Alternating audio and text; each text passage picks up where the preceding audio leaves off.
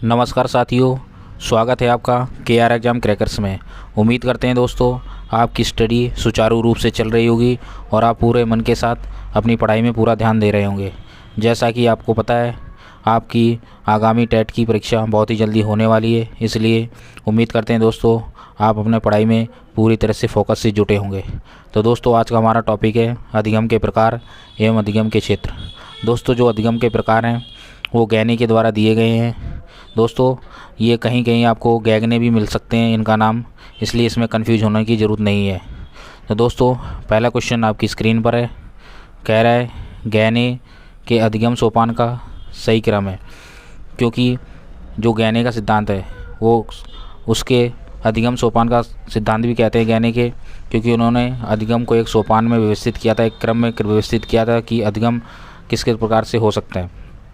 तो दोस्तों कह रहा है कि अधिगम सोपान का सही क्रम गैने के अनुसार क्या है। दोस्तों इस क्वेश्चन का जो आपकी स्क्रीन पर है आंसर क्या होना चाहिए, आप जल्दी से सोचकर बताइए। मैं आपको कुछ टाइम दे रहा हूं दोस्तों। जो सही आंसर है दोस्तों सी, संप्रत्यय नियम अधिगम समस्या समाधान। तो दोस्तों जो गैने का अधिगम सोपान का सही क्रम है दोस्तों, नीचे सबसे पहले नंबर पर है दोस्तों आप जानते हैं संकेत अधिगम था, दूसरे नंबर पर उद्दीपन अनुक्रियम अधिगम था, तीसरा नंबर श्रृंखला अधिगम था, चौथा शाब्दिक अधिगम था, पाँचवें नंबर पर बहुविभेद अधिगम और 6 नंबर पर था संप्रत्यय अधिगम, 7वें नंबर पर था नियम अधिगम और 8वें नंबर पर था दोस्तों समस्या समाधान अधिगम, जो कि गैने के द्वारा ये सोपान अधिगम दिए गए हैं। दोस्तों 1 से 4 तक जो अधिगम दिए गए हैं वो व्यवहार आधारित हैं और जो 4 से 8 तक जो गैने के 4 से 8 तक जो अधिगम सोपान दिए गए हैं वो संज्ञान आधारित हैं दोस्तों। और ये जो गैने के अधिगम के 1 से 8 तक जो क्रम है दोस्तों ये सरल से जटिल की ओर चलते हैं। इस क्वेश्चन का दोस्तों एक्सप्लेनेशन देख ले रहे हैं जो कि आपकी स्क्रीन पर है। कह रहा है गैने ने सीखने को 8 बोला दोस्तों, गैने ने सीखने को 8 वर्गों में वर्गीकृत करते हुए उन्हें एक अधिगम सोपानिक रूप में प्रस्तुत किया। जैसे हमने कहा था दोस्तों उन्होंने एक क्रम में व्यवस्थित किया है, एक सोपान के रूप में व्यवस्थित किया है और 8 भागों में सीखने को बांटा है। इस अधिगम सोपानिकी में 8 वर्गों में एक स्वस्पष्ट अंतर्निहित क्रम है दोस्तों। इनमें एक निश्चित क्रम है तथा अगला क्रम पिछले क्रम से उस तरह जटिल होता जाता है और जो जैसे ही हम एक स्टेप से आगे स्टेप बढ़ेंगे तो थोड़ी हमें जटिलता प्राप्त होती जाएगी या मिलती जाएगी। दोस्तों देख सकते हैं जो गैने के 8 अधिगम सोपान है वो आपके सामने स्क्रीन पर हैं। पहले नंबर पर संकेत अधिगम, दूसरे पर उद्दीपक अनुक्रिय अधिगम, तीसरे नंबर पर श्रृंखला अधिगम, चौथे नंबर पर शाब्दिक अधिगम, 5वें नंबर पर बहु विभेद अधिगम, 6ठे नंबर पर संप्रत्यय अधिगम, 7वें नंबर पर दोस्तों नियम अधिगम और नियम को दोस्तों सिद्धांत अधिगम भी बोलते हैं और 8वें नंबर पर समस्या समाधान। तो दोस्तों जो 1 से 4 तक हैं ये जो दोस्तों हैं ये व्यवहार आधारित हैं, व्यवहार आधारित। और दोस्तों जो 5 से लेकर के 8 तक हैं ये दोस्तों संज्ञान आधारित हैं, संज्ञान आधारित, ये आपको थोड़ा ध्यान रखना है। और जो दोस्तों ये इसके सोपान हैं दोस्तों, यहाँ से 1 से लेकर के 8 तक ये दोस्तों सरल से जटिल की ओर चलते हैं। कहाँ से दोस्तों सरल से जटिल की ओर चलते हैं।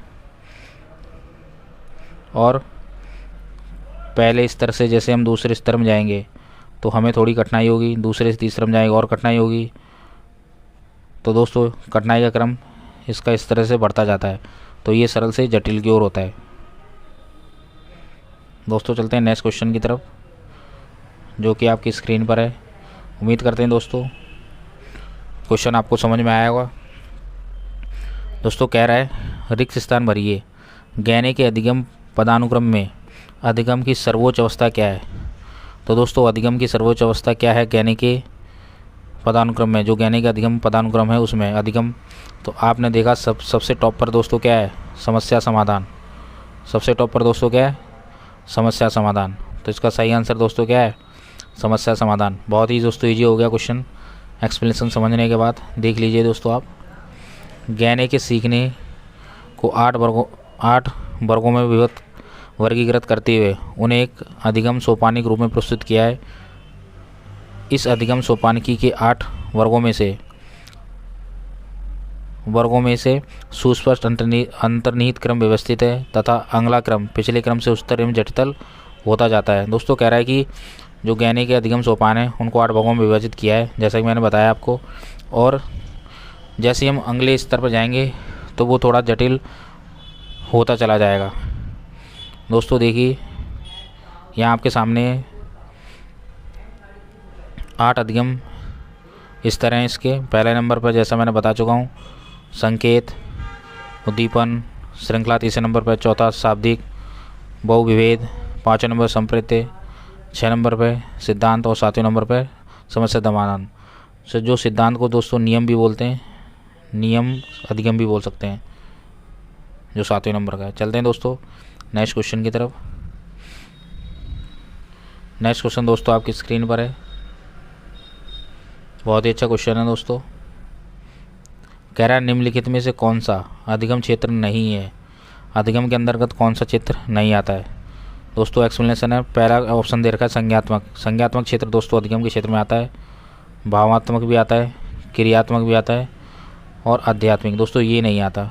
तो करेक्ट ऑप्शन है दोस्तों डी, आध्यात्मिक क्षेत्र अधिगम क्षेत्र के अंतर्गत नहीं आता है। एक्सप्लेनेशन देख लीजिए। अधिगम के मुख्य 3 क्षेत्र होते हैं, संज्ञात्मक, भावात्मक और क्रियात्मक। ये दोस्तों 3 इसके क्षेत्र होते हैं। कह रहा है आध्यात्मिक अधिगम का भाग नहीं है, ये सामाजिक एवं पारिवारिक परिवेश का क्षेत्र है। जो आध्यात्मिक है वो सामाजिक और पारिवारिक परिवेश का क्षेत्र है दोस्तों। एक्सप्लेनेशन से आपको दोस्तों समझ में आ गया होगा। चलते हैं नेक्स्ट क्वेश्चन की तरफ, जो कि आपकी स्क्रीन पर है। कह रहा है दोस्तों संकेत अधिगम के अंतर्गत निम्नलिखित सीखा जाता है।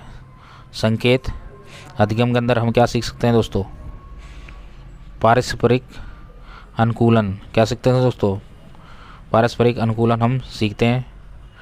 एक्सप्लेनेशन देख लीजिए। संकेत अधिगम के अंतर्गत पारस्परिक अनुकूलन सीखा जा सकता है, जिसे उद्दीपक अनुक्रिया अधिगम SR लर्निंग भी कहते हैं। संकेत के द्वारा दोस्तों पारस्परिक अनुकूलन हम सीख सकते हैं। नेक्स्ट क्वेश्चन की तरफ चलते हैं दोस्तों, जो कि आपकी स्क्रीन पर है 36। देखिए दोस्तों, गहने निम्न में से किससे संबंधित है। अधिगम का श्रेणी क्रम, अधिगम के सिद्धांत, अधिगम का मूल्यांकन, अधिगम का प्रबंधन। तो दोस्तों गहने ने अधिगम को एक श्रेणी में व्यवस्थित किया था, तो गहने अधिगम के श्रेणी क्रम से रिलेटेड है। गहने का संबंध अधिगम का क्षेत्रीय श्रेणी क्रम है। गहने का संबंध अधिगम का क्षेत्रीय श्रेणी क्रम से है।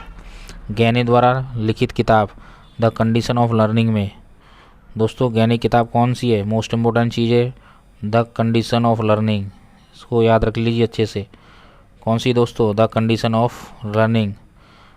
अच्छे से दोस्तों याद रख लीजिए, द कंडीशन ऑफ लर्निंग गहने के द्वारा लिखित किताब है में इन्होंने सीखने के 8 मूल प्रकारों का वर्णन किया है। और दोस्तों कितने प्रकार का, 8 मूल प्रकार का द कंडीशन ऑफ लर्निंग में, जो कि गहने के द्वारा दी गई है या गैगने के द्वारा दी गई है। इसमें आपको कन्फ्यूजन होने की ज़रूरत नहीं है, जिसमें सीखने का क्रम श्रृंखलाबद्ध है। इस श्रृंखला के अंतर्गत सबसे ऊपर समस्या समाधान और सबसे नीचे सांकेत सीखना है। इस श्रृंखला की मुख्य विशेषता यह है कि ये सरल से जटिल की ओर चलती है। ये बहुत इंपॉर्टेंट दोस्तों, ये सरल से जटिल की ओर चलती है, जैसा मैंने आपको बताया। और यहाँ से भी क्वेश्चन आता है कि सबसे ऊपर कौन सा है, समस्या समाधान है, और सबसे नीचे कौन सा है, सांकेतिक है दोस्तों। सांकेतिक सीखना है, ये भी एक क्वेश्चन यहाँ से बनता है, जो बहुत ही मोस्ट इम्पोर्टेंट है दोस्तों। ये ध्यान रखना इस चीज़ का। टॉप पे समस्या समाधान है, नीचे सांकेतिक सीखना है, और ये सरल से जटिल की ओर चलता है। 3 क्वेश्चन दोस्तों आपके यहीं तैयार हो गए हैं। और इसी क्वेश्चन में आप देख लीजिए दोस्तों, गहने ने एक श्रृंखला के रूप में बताया गया है, जो अधिगम सोपान है। पहले नंबर पर दोस्तों संकेत, दूसरे नंबर पर अनुक्रिया, उद्दीपन अनुक्रिया, तीसरे नंबर पर श्रृंखला, चौथे नंबर पर शाब्दिक, पाँचवें नंबर पर बहुवेदन, छठे नंबर पर प्रत्यय, सातवें नंबर पर सिद्धांत और आठवें नंबर पर समाधान। तो टॉप पर दोस्तों समस्या समाधान है, सबसे नीचे है दोस्तों संकेत अधिगम, और दोस्तों ये सरल से जटिल की ओर चलती है, जटिल होती है दोस्तों ये श्रृंखला इसकी। जैसे ही हम एक अधिगम स्तर से दूसरे अधिगम स्तर पर जाएंगे तो हमें और जटिलता प्राप्त होती जाएगी। दोस्तों इससे कहीं बेहतर हम समझने के लिए मैं आपके लिए एक शॉर्ट ट्रिक लेके आया हूँ, जो कि आपको इस क्वेश्चन को हमेशा याद रखने में मदद करेगी। ऐसे ही शॉर्ट ट्रिक्स हम आपको जहाँ ज़रूरत पड़ेगी आपको अवेलेबल कराएंगे। तो दोस्तों ये जो 8 सोपान है आपको याद करने में एक प्रॉब्लम होगी, तो मैं इसको एक शॉर्ट ट्रिक के थ्रू आपको समझा दे रहा हूँ। ये शॉर्ट ट्रिक मैं आपको बोले दे रहा हूँ, आप नोट कर लीजिए। दोस्तों लिखिए संकेत मिलते ही, लिखिए दोस्तों संकेत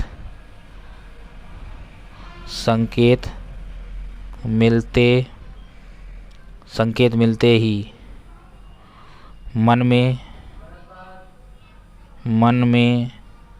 संकेत मिलते ही मन में उद्दीपक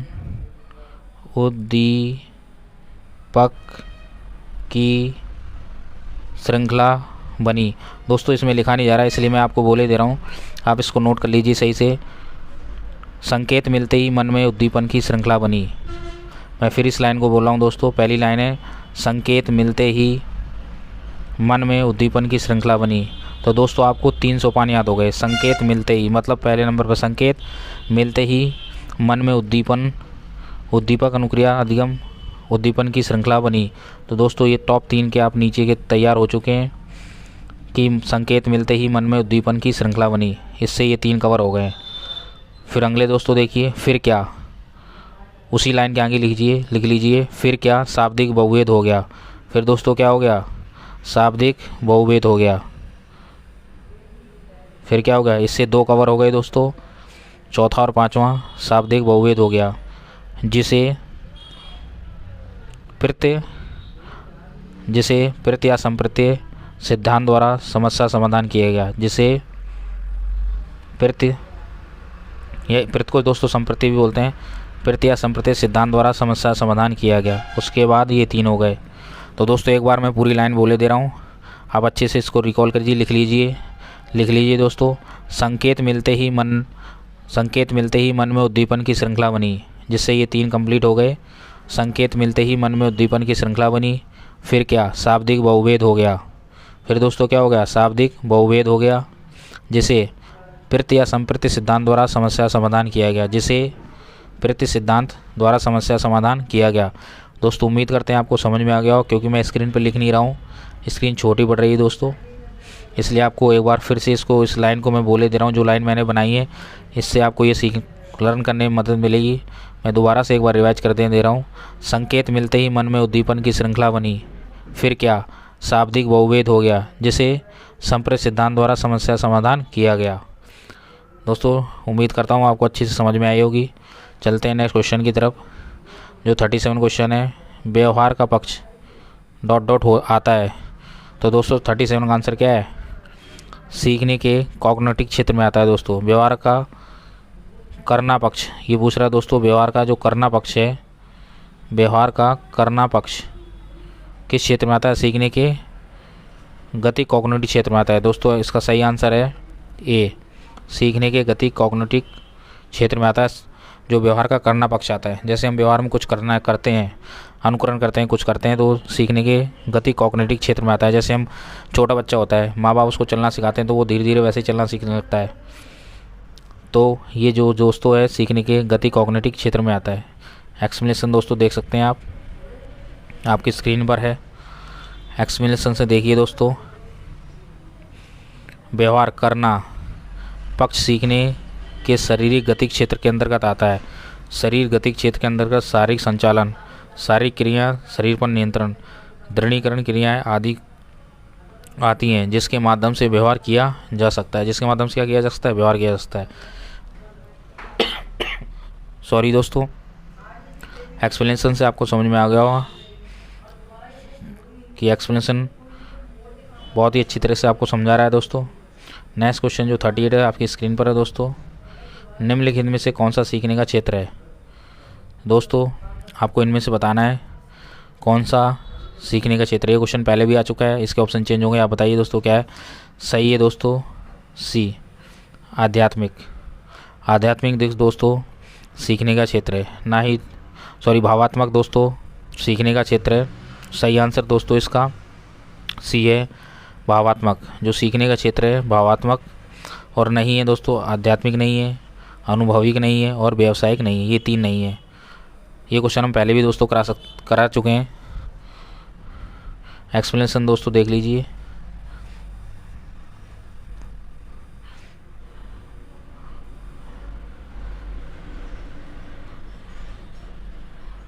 कह रहा है दोस्तों अधिगम जीवन पर्यंत चलने वाली प्रक्रिया है। व्यक्ति अपने पूरे जीवन काल में अनुभव प्राप्त करता है और प्राप्त अनुभव से अपने ज्ञान में वृद्धि करता है। यह ज्ञान की वृद्धि संज्ञात्मक, भावात्मक और क्रियात्मक क्षेत्र में होती है। तो दोस्तों उसका सही आंसर है सी, भावात्मक। संज्ञात्मक होती है दोस्तों, ज्ञान में वृद्धि भावात्मक होती है, क्रियात्मक क्षेत्र में होती है दोस्तों। नेक्स्ट क्वेश्चन आपकी स्क्रीन पर है 39, देख सकते हैं दोस्तों आप। 39 में कह रहा है निम्नलिखित में से किस प्रकार के अधिगम को गैनी ने अपनी अधिगम सोपानगी में सर्वाधिक निम्न स्तर पर रखा है। दोस्तों मैंने क्वेश्चन आपको बता चुका हूँ, सबसे टॉप सबसे नीचे लेवल पर क्या होना चाहिए क्या नहीं होना चाहिए।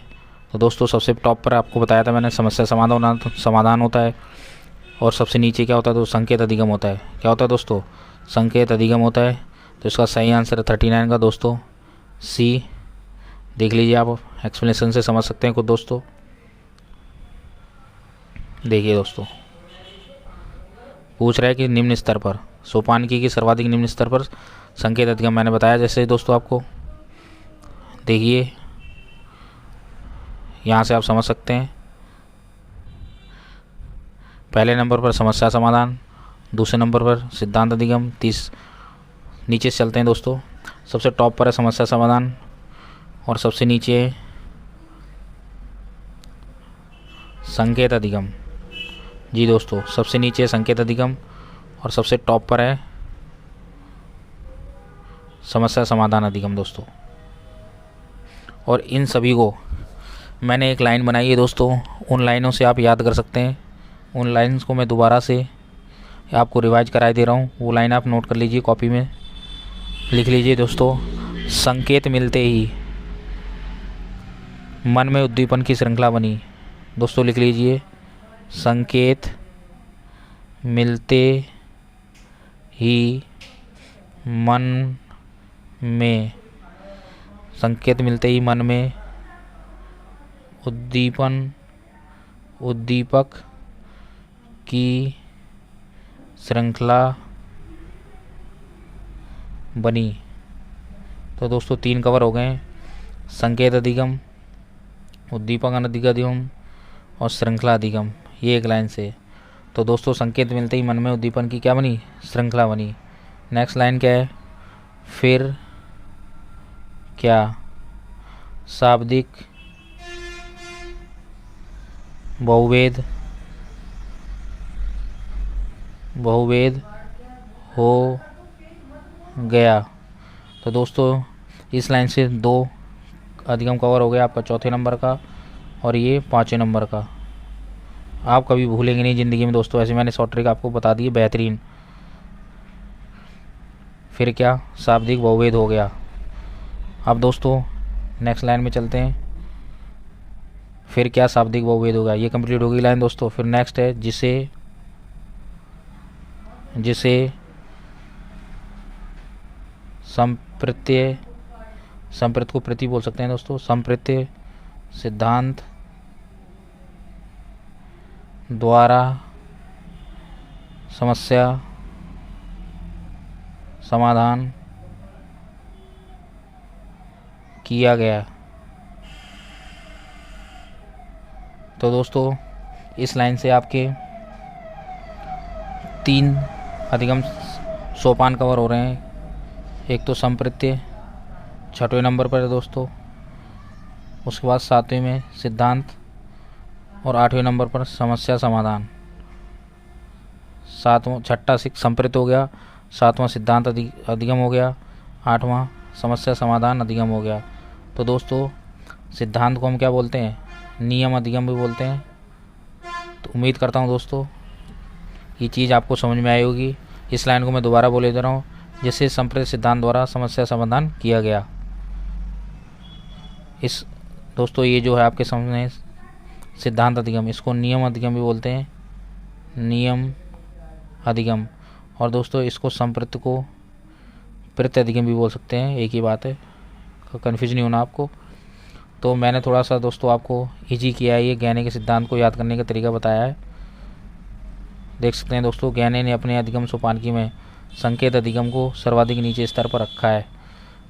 जो संकेत है सबसे नीचे स्तर पर है और सबसे ऊपर टॉप पर है समस्या समाधान अधिगम है। और दोस्तों एक बार फिर बता रहा हूँ, ये सरल से कठिन की ओर या सरल से जटिल की ओर है प्रत्येक सोपान। 1 से 4 तक दोस्तों व्यवहार आधारित हैं, और जो 5 से 8 तक हैं, सॉरी दोस्तों, जो 5 से 8 तक हैं दोस्तों, वो संज्ञान आधारित हैं, संज्ञान आधारित हैं। 1 से 4 तक और 5 से 8 तक जो है संज्ञान आधारित हैं, और 1 से 4 तक व्यवहार आधारित हैं। दोस्तों उम्मीद करते हैं आपको जो आज समझाया गया है वो आपको अच्छे से समझ में आया होगा। आप अच्छे से ज़रूर समझ लीजिए, थोड़ा सा टाइम देने की ज़रूरत है, आपको बिल्कुल समझ में आ जाएगा। चीज़ें बहुत आसान हैं। हम उम्मीद करते हैं कि आपको ये समझ में आया होगा दोस्तों, क्योंकि हम आपको सब चीज़ आसान बनाने की कोशिश कर रहे हैं, जिससे आपको ज़्यादा प्रेशर उठाना ना पड़े। दोस्तों आपको किसी प्रकार की तैयारी में कोई टेंशन नहीं होगी। बस उसके लिए आपको सिर्फ एक काम करना है दोस्तों, चैनल को सब्सक्राइब करना है, बेल आइकन को प्रेस करना है, जिससे समय पर आपको हमारा नोटिफिकेशन प्राप्त होता रहे और आप अच्छी से तैयारी इसी तरह से करते रहें। हम जहाँ भी ज़रूरत पड़ेगी आपको अच्छी शॉर्ट ट्रिक्स आपके लिए लेके आएंगे, जिससे आप आसानी से इन सब चीज़ों को याद कर पाएँ। दोस्तों आज की क्लास यहीं ख़त्म करते हैं। जय हिंद, जय भारत।